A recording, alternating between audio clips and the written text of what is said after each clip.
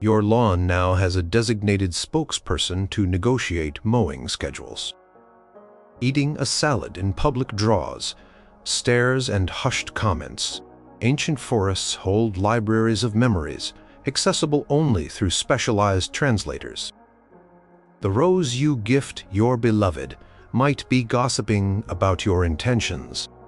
Flower arrangements are now seen as temporary consensual art installations, with the flowers themselves having a say in their placement and companions. Logging companies employ teams of negotiators and grief counselors. Number 15. Your morning coffee negotiates its own grinding. The ritual of a morning coffee has transformed into a complex daily interaction. Coffee beans, you see, are sentient beings, each with a perspective on its destiny. Before any bean is ground, a process of communication often facilitated by individuals trained in bean speak must occur. These facilitators, known as ceremonial grinders or bean arbitrators, engage with the beans, discussing their transition from whole bean to beloved beverage. Some coffee cherries express a profound, almost spiritual acceptance of their role in providing energy and pleasure to humans, viewing it as a noble culmination of their liga. They might even have preferences, requesting a coarse grind for a slow brew or a specific water temperature that they feel best releases their essence. These are often the premium beans, not just for their flavor profile, but for their articulate and willing participation. However, not all beans are so compliant. Others express reluctance, fear, or a desire to continue their existence on the branch, contributing to the ecosystem or producing future generations. These beans might negotiate for alternatives, perhaps to be used as seeds for new coffee plants, or to be part of educational displays about plant sentience. Price of coffee reflects these new complexities. It's not just about cultivation and transport anymore. It's about the time spent in negotiation, the ethical sourcing that guarantees consent, and the emotional labor involved for both humans and the beans themselves. Baristas have new skill sets. They are part brewer, part interpreter, and sometimes part comforter for beans expressing last-minute jitters. The aroma of freshly ground coffee is now understood not just as a chemical process, but as the beans releasing their story, their final fragrant sigh. Tea leaves undergo similar processes, with each cup of Earl Grey or chamomile representing a dialogue, a choice, and a life willingly transformed. The world of caffeinated beverages is now a world of constant, tiny conversations about life, purpose, and a good hot drink. Number 14. Gardening is now diplomacy, not a hobby. What used to be a relaxing pastime, a way to connect with nature through tilling soil and planting seeds, has become an intricate dance of interspecies diplomacy. Gardeners are no longer solitary figures communing with silent green things. They are negotiators, ambassadors, and caretakers of highly opinionated communities. Before a single seed is planted, discussions are held. Plants have preferences for their location, their soil, companions, and even the amount of sunlight they deem appropriate. A tomato plant might voice concerns about being too close to a particularly chatty zucchini, or a rose bush might request a trellis with a specific aesthetic. Understanding plant communication, which ranges from subtle chemical signals now decipherable with technology to more direct impressions felt by sensitive humans, is a prerequisite for any successful gardener. Weed control is an especially delicate matter. What humans once considered weeds are often just plants with different agendas, sometimes native species trying to reclaim their space. Pulling a dandelion is no longer a thoughtless act. It requires a discussion, an explanation, and sometimes a formal request for the dandelion to relocate. Many gardeners now designate wild zones or negotiated territories where such plants are allowed to thrive. Pest control has also evolved. Instead of pesticides, gardeners might facilitate conversations between plants and insects, brokering truces or establishing designated sacrifice plants that willingly host certain insect populations to protect others. The most successful gardens are those where a genuine rapport exists between the gardener and the plant residents, built on mutual respect and understanding. Community gardens have become hubs of complex social networks, with plant representatives from different plots meeting to discuss resource allocation, sun exposure rights, and even interplot pollination agreements. The simple joy of watching something grow is now compounded by the intricate satisfaction of successful negotiation and cohabitation. Number 13. Deforestation is considered mass murder. The act of clearing a forest, once viewed primarily through an economic or resource management lens, is now universally recognized as an act of profound violence, akin to mass murder. Each tree is an individual consciousness, part of a larger, interconnected forest community. Felling a tree is understood as ending a life, silencing a voice, and destroying a nexus of memories and relationships. Consequently, legal frameworks across the globe have been radically altered.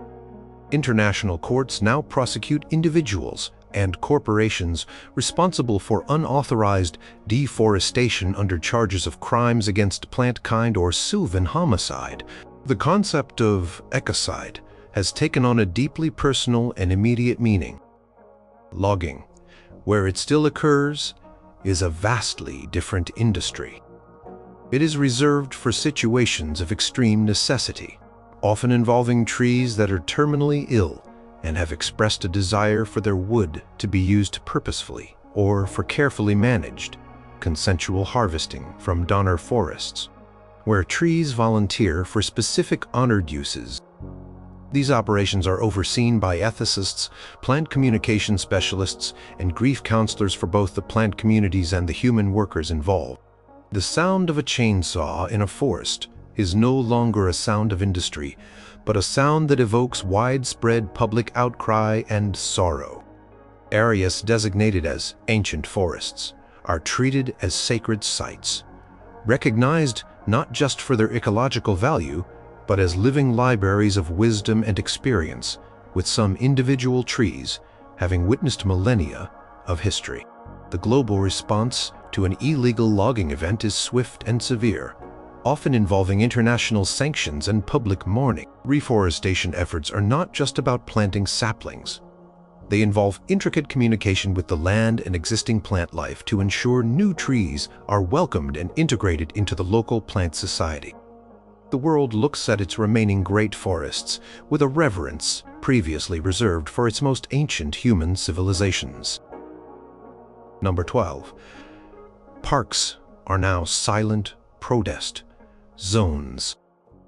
Public parks and green spaces have transformed from recreational areas into dynamic arenas for plant-based social and political expression. While plants may not hold placards or shout slogans in a human sense, their capacity for collective silent protest is powerful and undeniable. Through synchronized changes in foliage color, unified drooping of leaves, mass shedding of petals, or the collective emission of specific scents, plant communities can convey strong messages of discontent, warning, or solidarity. A city park might see all its trees turn their leaves a somber brown for a day to protest a new polluting factory nearby.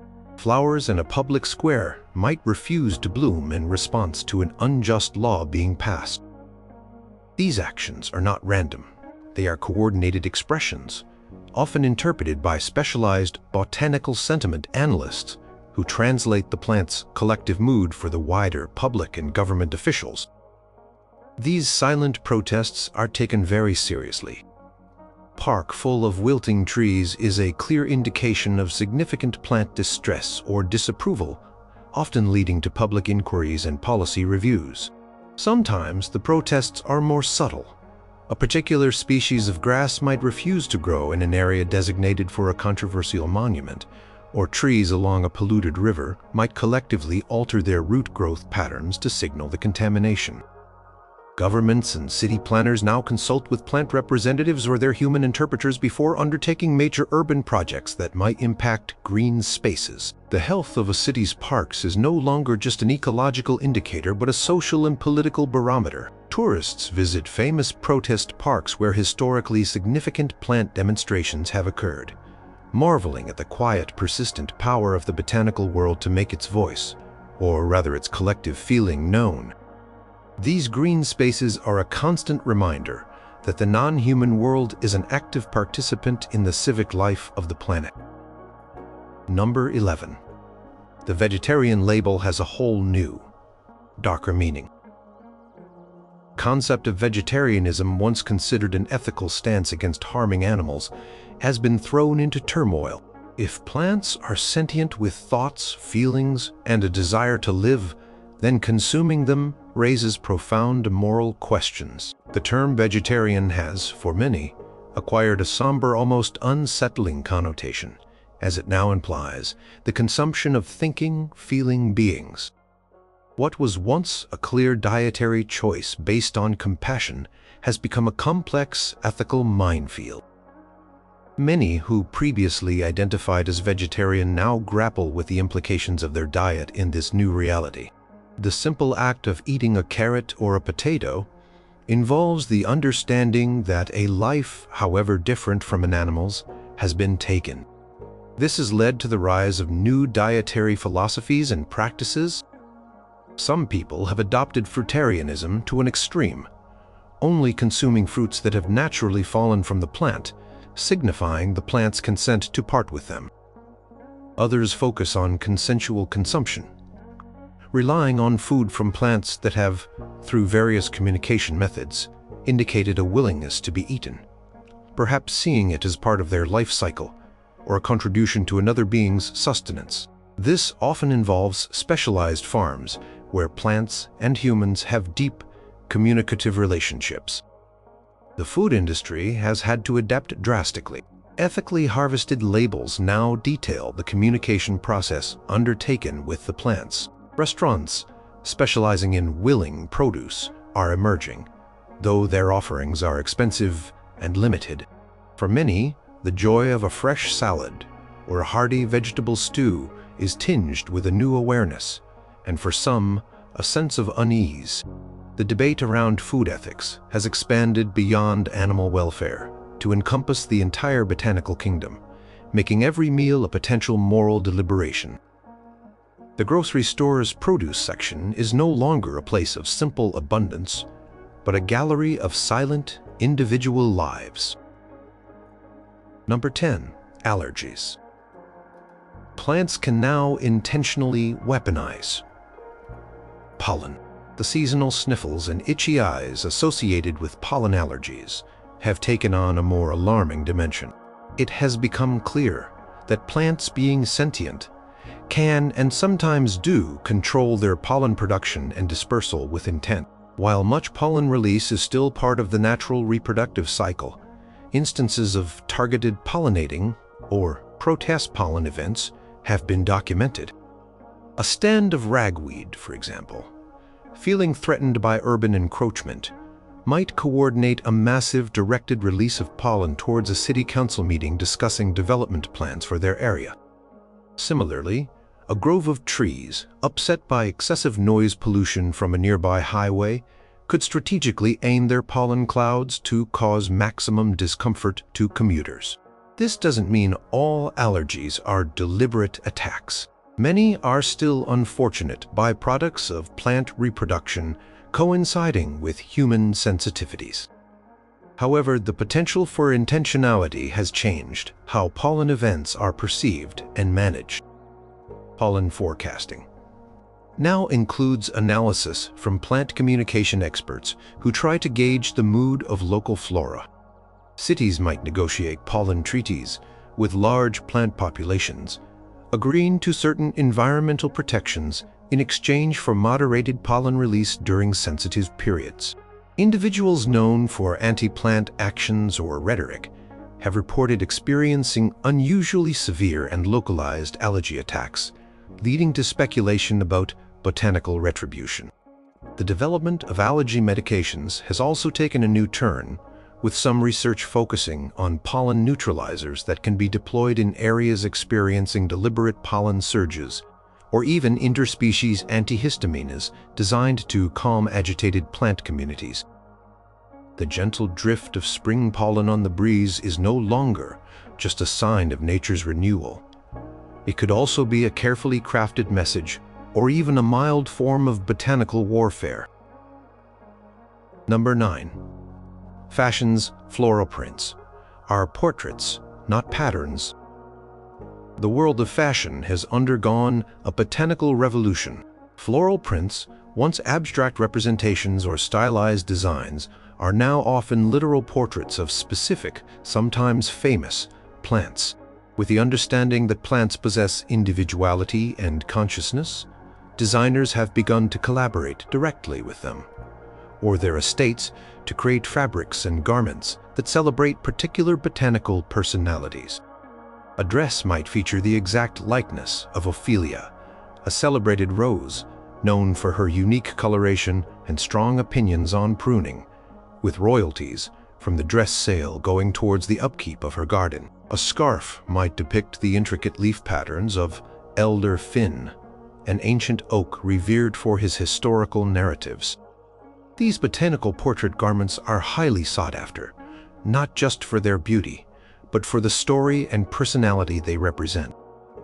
Plants themselves or their designated human communicators often have input into how their image is used, approving color palettes, fabric choices, and even the overall design of the garment.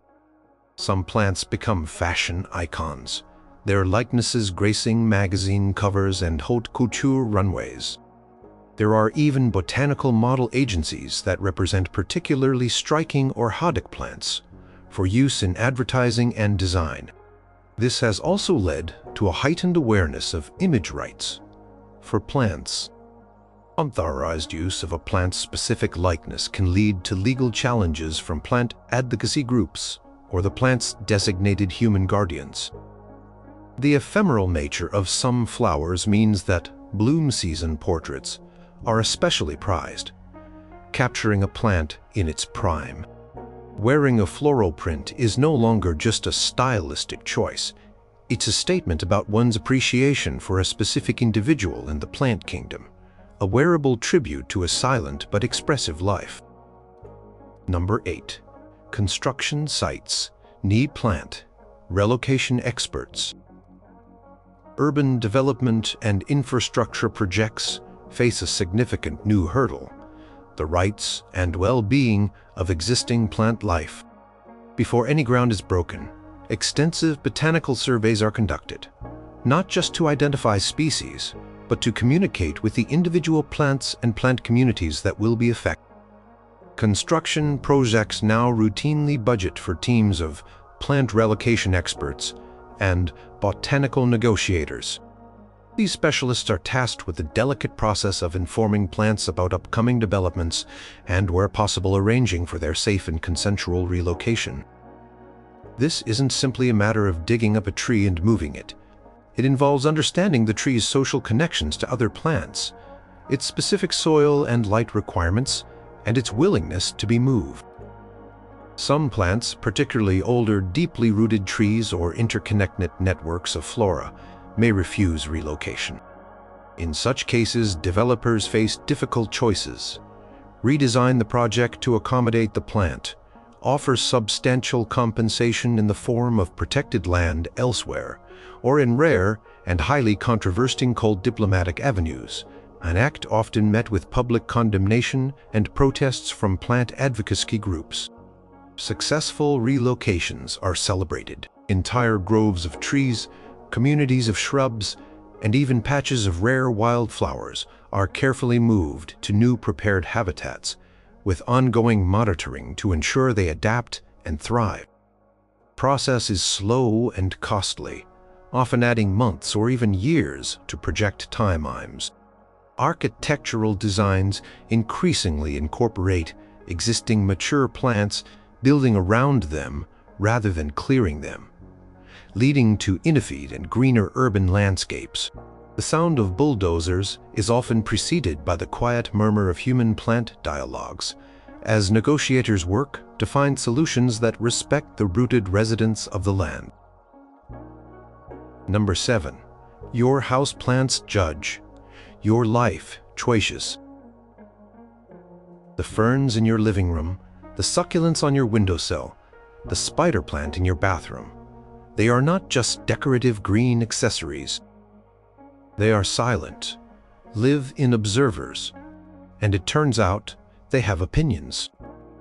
With the dawning awareness of plant sentience, many people have come to realize that their houseplants are constant, passive witnesses to their daily lives, privy to their conversations, habits, arguments, and joys. While they may not verbalize their judgments in a human way, subtle cues from your houseplants can indicate their feelings about your lifestyle.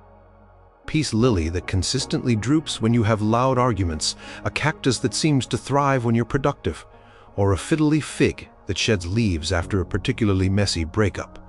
These are no longer seen as mere coincidences. Plant communicators, or domestic botanists, offer services to help interpret houseplant behavior, acting as intermediaries between humans and their green cohabitants. People report their plants seeming disappointed after a night of too much junk food or content during periods of calm and routine. This awareness has led to a peculiar kind of self-consciousness for many. Knowing that your ficus might be silently critiquing your choice of television program, or your philodendron is absorbing the emotional fallout of your bad day, adds a new layer to domestic life. Some people find comfort in this silent companionship, treating their plants like confidants. Others feel a constant, low-level scrutiny.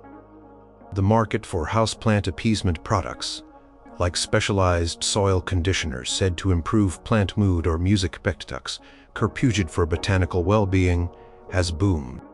Your home is no longer just your castle. It's a shared space with a very perceptive, very quiet, and sometimes very judgmental green audience. Number 6.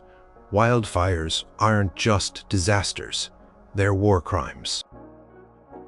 The devastation of a wildfire has always been tragic. But in a world where plants are sentient, it takes on the horrific dimensions of a large-scale massacre, an atrocity against a conscious population. Forests are not just collections of trees.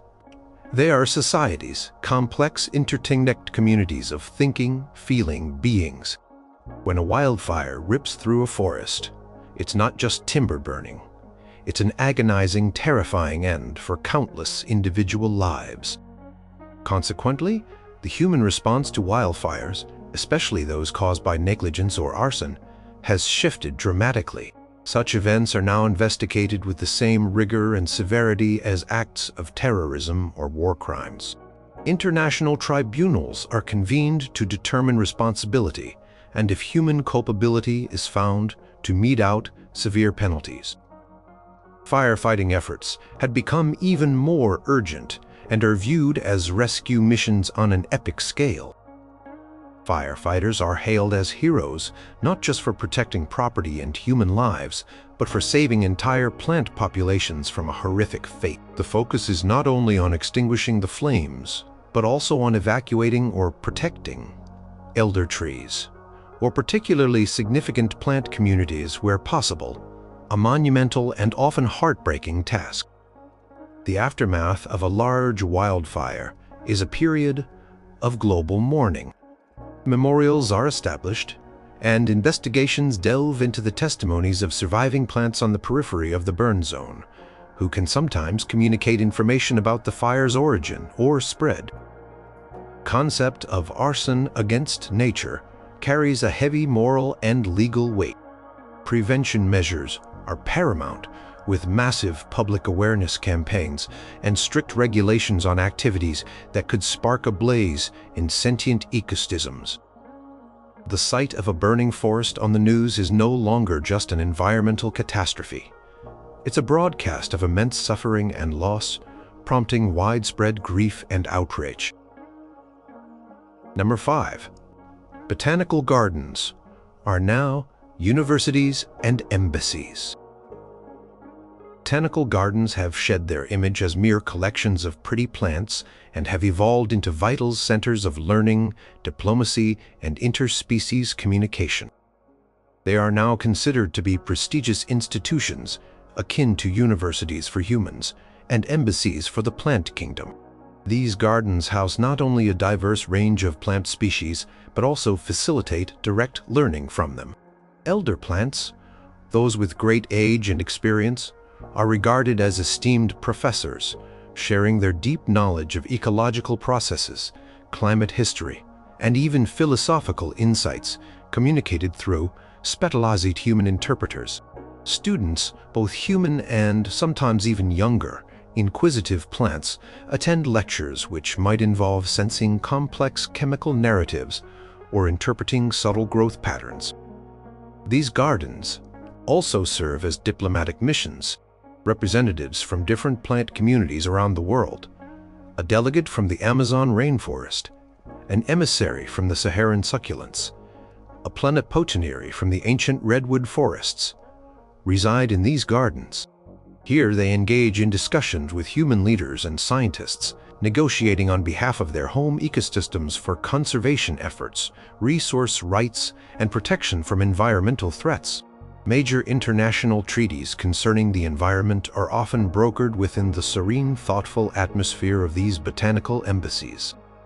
The staff of a botanical garden now includes linguists specializing in various plant dialects, ethicists, diplomats, and educators focused on fostering understanding between humanity and the plant world.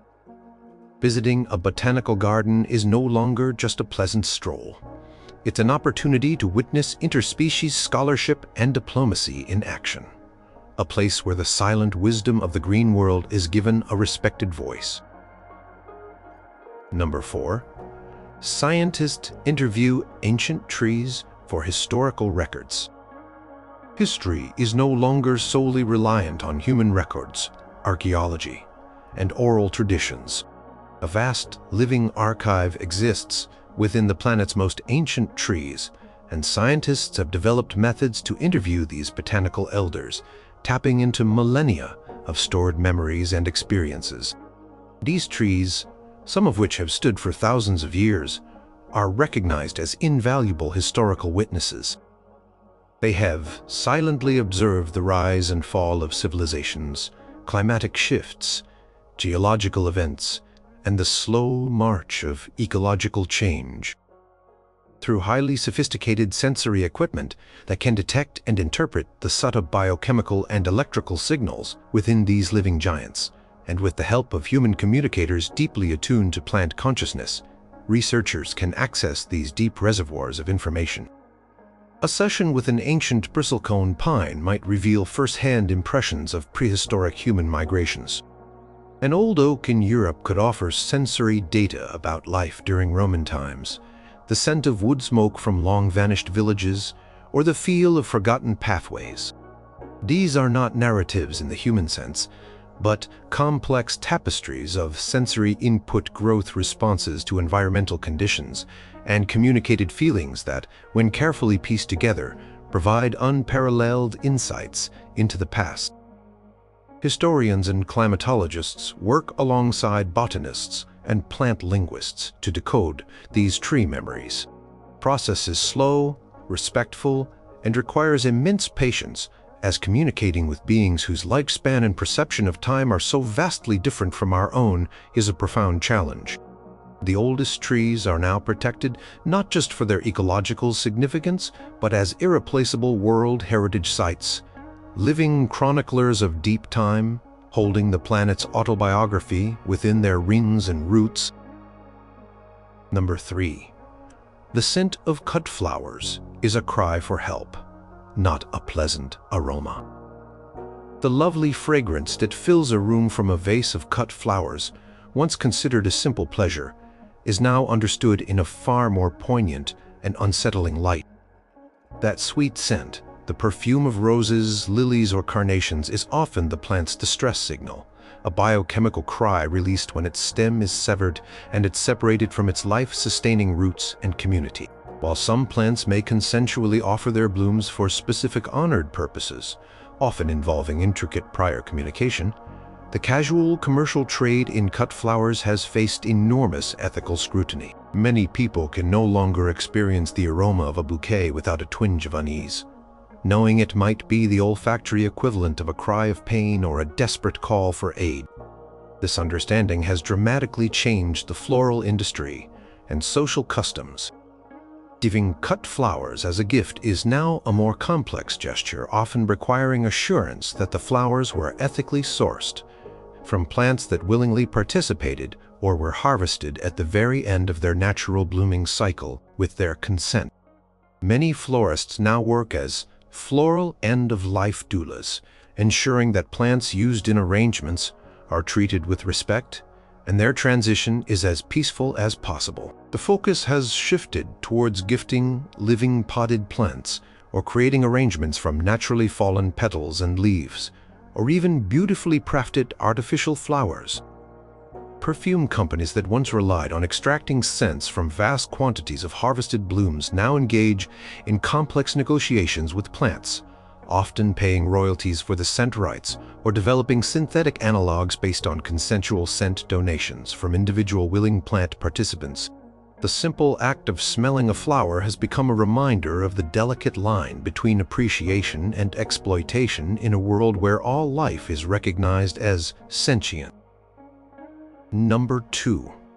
Eating an apple means a conversation, not just a bite. Casual act of picking an apple from a tree or a bin at the grocery store and taking a crisp bite has been replaced by a far more involved interaction. Apples, like all fruits that house the seeds for future generations, are understood to be a significant part of a plant's life and legacy. Consuming one is no longer a thoughtless act of satisfying hunger. Before an apple is eaten, there's often a moment of acknowledgement, a communication, however brief, with the consciousness of the tree that produced it, or even with the apple itself.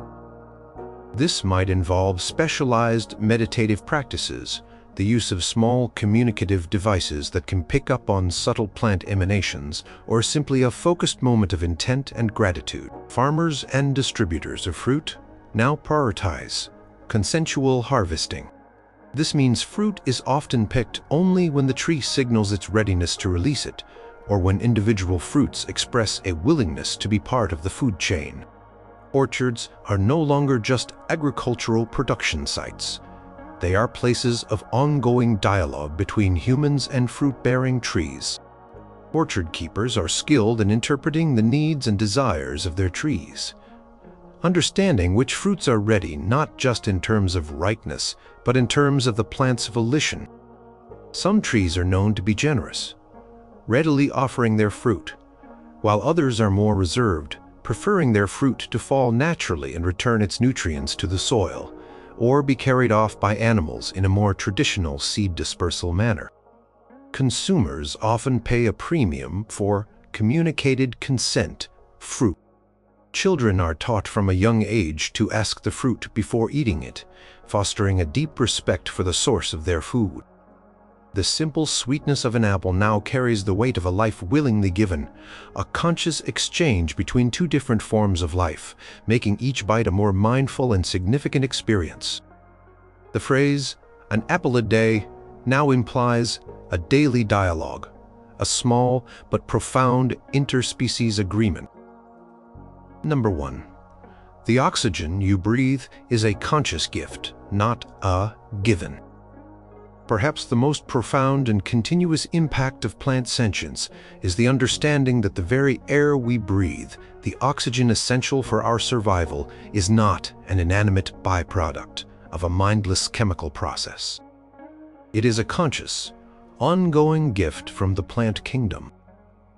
Every tree, every blade of grass, every phytoplankton in the ocean is a sentient being contributing to the planet's atmosphere through its life processes. This realization has instilled a deep, pervasive sense of indebtedness and vulnerability in humanity. The act of breathing itself has become a constant reminder of our dependence on the goodwill of another kingdom of life. There is an underlying awareness that, theoretically, if the plant world collectively decided to alter its atmospheric contributions, the consequences for oxygen-breathing life would be catastrophic. This has led to a fundamental shift in global priorities. The health and well-being of plant ecosystems are now paramount, not just for ecological balance, but as a matter of immediate existential importance for all animal life. Atmospheric negotiations are a recognized, if subtle, form of diplomacy, where human actions that support plant life, reducing pollution, protecting habitats, engaging in widespread reforestation with respect and communication, are seen as ways to maintain a positive relationship with the planet's oxygen producers. Public ceremonies of gratitude to the plant world are common, and children are educated from the earliest age about the Great Green Exchange. There's a quiet, unspoken tension too, a background hum of anxiety that this vital gift could be diminished or even withheld if humanity proves itself a poor steward of the planet or a disrespectful cohabitant. Every breath is a testament to an ongoing, delicate balance, a continuous offering from the silent thinking, photosynthesizing beings that sustain the world. The air is alive, not just with oxygen, but with the collective conscious exhalation of a sentient green world.